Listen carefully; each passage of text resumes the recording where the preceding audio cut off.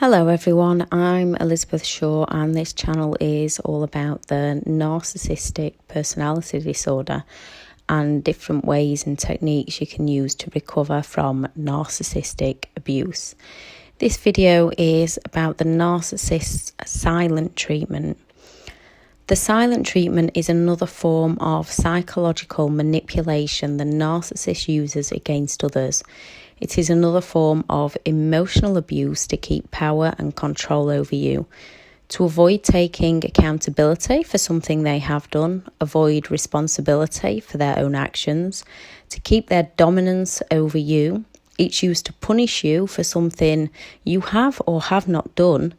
They believe you are beneath them and they want to do it to get you to conform to their demands. The silent treatment can last for hours, days, weeks or months. Some people do this because they are genuinely hurt and unable to speak. And when they do speak, it'll be a two-way conversation when they're ready to discuss and come to a compromise. A narcissist uses the silent treatment to punish you. They want you to conform and there is no give and take. The silent treatment makes us feel powerless, invisible, confused, intimidated, guilty, angry, frustrated, hurt, lonely, depressed, anxious and insignificant. What the silent treatment actually does to us. Number one, the silent treatment hurts the brain. It triggers pain pathways. Emotions get triggered by the silent treatment, and the emotions that get triggered engages the same part of the brain that actual physical pain does. The silent treatment hurts. Psychologically, emotional pain hurts more than physical pain. If you try to remember pain when you broke a bone or burnt yourself, any physical pain that you have suffered, you know that it hurt at the time, yet you can't really remember that pain. Thinking about memories of emotional pain hurts you all the more.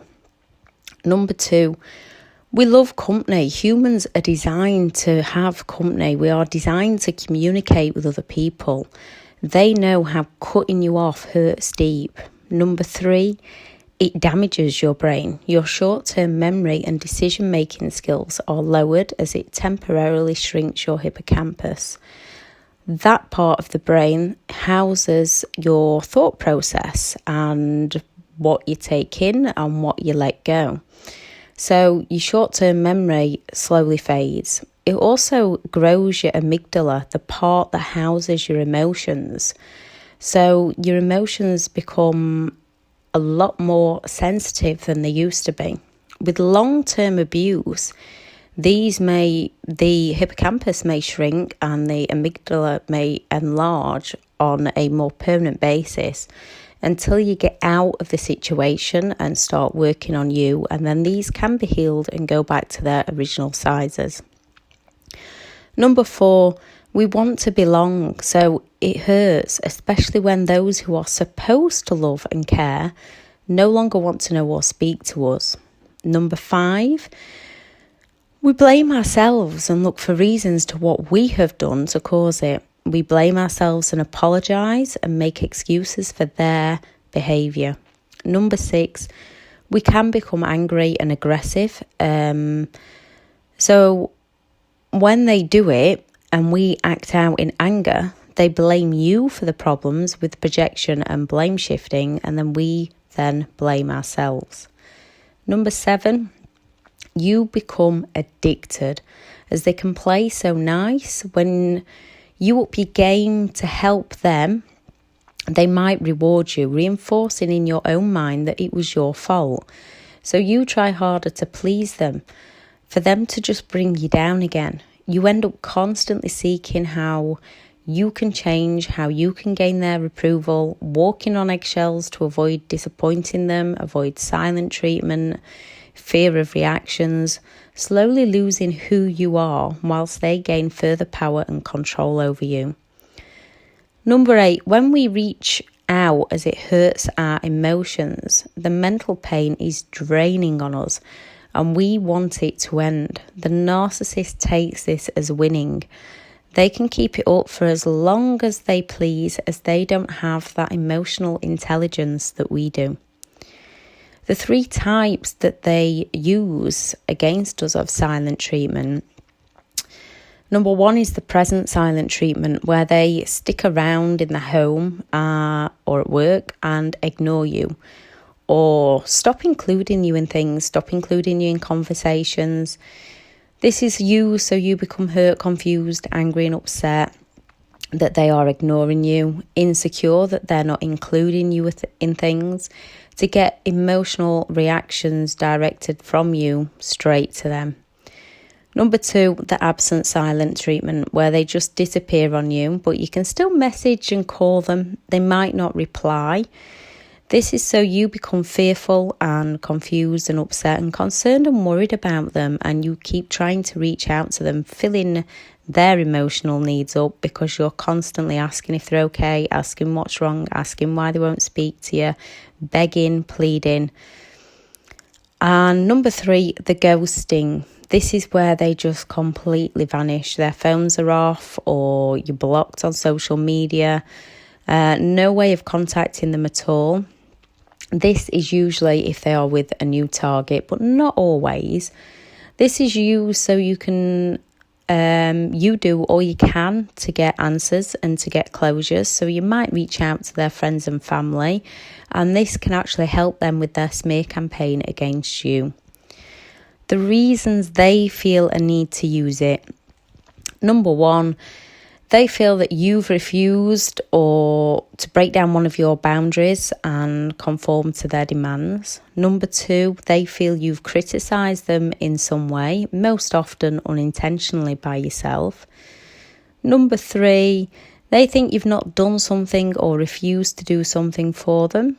Number 4, when you've confronted them over something and they don't want to accept responsibility for it. Number 5, you're no longer filling their needs because they themselves don't know what their own needs are. Number 6, they've actually broken you. You need help, you need support, and you can no longer help them because you need the help now. They go into silent treatment to break down your boundaries, to get control of you, and to get you to conform to their demands, to get you to beg, plead, apologise and chase them. To react so they can blame you, to confuse you, so that they keep their power and control over you. We do the above things because we want to end the silent treatment, not realising we're giving them what they want. They want you to feel beneath them and work harder to please them. Remember, they do not think how we do. They're not looking for compromise. They're not looking for a resolution to the situation. They are looking for dominance and control. They are seeking that apology from you to confirm in their own minds that you are wrong and they are always right. With the attention you give them, they believe that they are superior, they are above you, and they are important. They don't have the emotions or the empathy to care for your thoughts, feelings, fears, or your tears. What can you do about this? Now, if you narcissistic personality disorder is on a spectrum, so there's those that are extremely dangerous and you just need to go no contact and cut them out. There's those that once you learn how to handle them, once you see that they don't have that emotional level or they've got extremely low empathy, you can work out how to handle yourself around them. If it means that if you were to cut them off, it would cut off other family members that you don't want to cut off. Or if you're co-parenting and although they're negative and toxic, you can counteract and manage all their counter-parenting. Or if you're still in the relationship and you're looking for a way to get out, what can you do? Number 1, remember you don't need their approval or their validation. It's nice for others to value you. It's nice for others to appreciate you, but you don't need it. Your value comes from within you. Good people will value and respect you. Number 2, observe, don't absorb. Recognise it. See what they're doing. Don't look inwards for answers of why you are at fault. See this as their problem, that they only do it to hurt you. It's like toxins. If you drink a bottle of toxic potion, if you drink it, it's going to slowly shut you down. Yet if you just leave it and observe it, you can see that it's got a warning label, it's dangerous and it's going to hurt you, so you don't touch it. So observe, don't absorb. Number 3, if they want to be silent, they are entitled to be silent, and you are entitled to leave them to it. Remember, you're not the problem. Look for what they are trying to achieve in doing this, what they want or what they need from you, and leave them to it. Let them have their silent treatment. Work on yourself and leave them be. Number 4, focus on you. Turn inwards and find things that you love. Lift yourself up. Find good people to connect with. Most importantly, connect within yourself. Think about what you need. No, you don't need them to help you. They are the ones who are hurting you. Remember, they are the ones that are hurting you. So go and find things that you enjoy and you love to do. Exercise, meditation, yoga, go for a walk, watch an uplifting movie, read a good book. Now, if you're still in the relationship and you're still looking for ways to get out, and there might be the excessively controlling ones that don't let you out of the house, so you can't go to the gym or something, exercise in your room, read a book, find something that you can do that you enjoy and leave them to it. Number 5, if they've disappeared on you, do not get in touch. I know it's incredibly hard, but do not get in touch. Do not call or message. Focus on you and doing the things that you love. If you've really got that urge to get in touch, instead just write it down, write it out, get the emotions, get the feelings out of your head onto paper, just never directly to them. Number 6, do not let them know it's bothering you. If it helps to stop it bothering you, write down the negatives of what that person does to you, of how they make you feel. Number 7, remember, if the silent treatment hasn't worked, this is if you've got out of the relationship and you're trying to go no contact. If it hasn't worked, they might up their game. Again, observe, don't absorb their patterns of behaviour. They will circle around the same patterns. A mistake is a mistake, and then you change your behaviour. These are not mistakes, these are patterns of behaviour because it's who they are. Number 8, remember they have their own insecurities, their own shame and their own fears. Instead of dealing with those within themselves, they want to project onto you or provoke you to pass those feelings into you. You cannot help as you don't see a problem, as they don't see a problem within themselves. So you cannot help them. Remember, you can't help them because they do not see it. You can, however, help you. Instead of putting your time, energy and effort into them, which if you think about how much you have, it's an awful lot.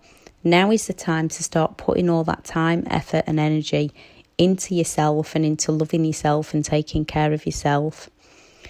Number 9, don't go to them for answers. They will not tell you what you want to hear. You are just adding fuel to the fire. They want you to do this. They'll wait until you find a reason of what you did wrong and excuse their behaviour. Give yourself the answer. This is who they are. They are unwilling and unable to change. However, you can leave them be. You can become wiser and much stronger for it. Learn what behaviours that you will no longer accept from other people. Number 10, become at peace within yourself. Don't let others bring you down. Remove negative people from your life. Saying no to someone over something that you don't like or don't want to do is a great deal breaker when meeting new people. Number 11, no contact or grey rock. Remember, you are worth so much more than living with these kinds of people in your life. They can try to play games with you. If you stop playing and start focusing on yourself, unfortunately, they will find someone else to play with, but they will eventually leave you be as soon as you stop reacting. The only way to deal with a narcissist is to cut off your supply to them. They need your emotional reactions. They need your attention. They live and feed off your emotions and your attention. So when you cut off that supply, they seek it elsewhere. So keep working on you. Keep focusing on your inner self. Keep focusing on who you want to be. Keep asking yourself, who am I? And keep searching until you find the answers. Start doing the things that you love again. Start doing the things that you enjoy again. You will recover from this. Thank you for listening. Bye.